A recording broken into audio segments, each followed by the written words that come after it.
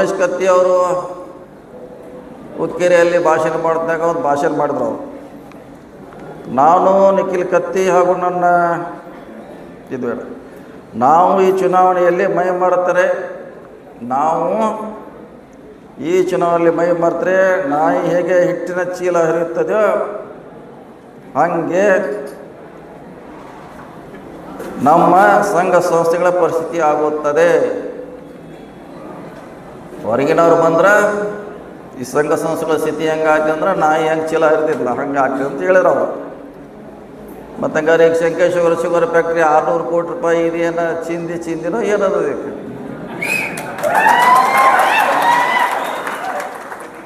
600 ಕೋಟಿ ರೂಪಾಯಿ ಗಳಂ ಮಾಡಿ ಏನೋ ತಿಂದಿಲ್ಲ ಬಾಯಿ ವರ್ಗ ಸುಮ್ಮದಾರ, ಏನೋ ತಿಂದಿಲ್ಲಂಗೆ ಹಸ್ತಾರಲ್ಲ, ಏನೋ ತಿಂದಿಲ್ಲ. ಅದೇ 600 ಕೋಟಿಗೆ ಯಾರು ಉತ್ತರ ಕೊಡಾರ?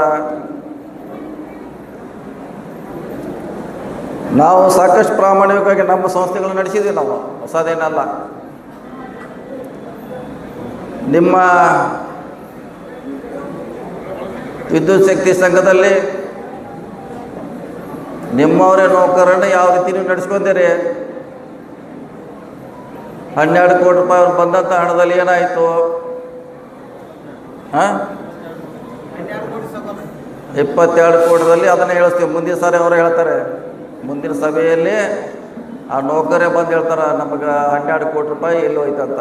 ಅವ್ರು ಬಂದಂಥ ಪಗಾರದದು ಅದನ್ನೇ ಹೇಳ್ತಾರೆ ಅವರು.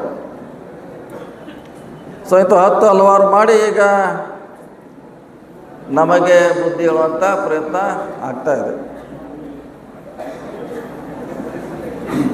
ಹೀರಾ ಶುಗರ್ ಫ್ಯಾಕ್ಟ್ರಿ 92ರಾಗ ಇವರ ಅಧೀನದಲ್ಲಿ ಹೋಯ್ತು. 92 20-33 ವರ್ಷನ ಆಯಿತು. ಆವಾಗೆಲ್ಲ ಒಳ್ಳೆಯ ಸ್ಥಿತಿಯಲ್ಲೇ ಇತ್ತದು, ಎಲ್ಲ ರೀತಿಯಿಂದ ಒಳ್ಳೆಯ ಸ್ಥಿತಿಯಲ್ಲಿದ್ದೇ ಇವ್ರಿಗೆ ಬಿಟ್ಟುಕೊಟ್ರು. ಅದು ಯಾಕೆ ಸೋತ್ರ ಅಂತ ರಿಷಬ್ ಹೇಳಿದ್ರೆ, ಅವ್ರು 5,000 ಸೇರ್ ಮಾಡಿದ್ರೆ ಗೆಲ್ತಿರೋರು. ಅವ್ರು ಯಾಕೆ ಮಾಡ್ದಿಲ್ಲ ಅಂದರೆ ಇವ್ರಿಗೆ ಸೇರ್ ಮಾಡಿ ನಮ್ಮ ಸಕ್ರೆ ಮಾಡ್ದೈತಿ, ಫ್ಯಾಕ್ಟ್ರಿಗೆ ಲಾಸ್ ಆಗ್ತದೆ, ಸೇರ್ ಮಾಡ್ದಿಲ್ಲ ಅವರು. ಆ 5,000 ಸೇರ್ ಆಗಿದ್ರೆ ಅವ್ರದ್ದೇ ಪೆನಲ್ ಬರ್ತಿತ್ತು, DT ಪಾಟೀಲ್ ಅವ್ರದ್ದೇ, ಬಸ್ಕೋಡ್ರದ್ದೇ.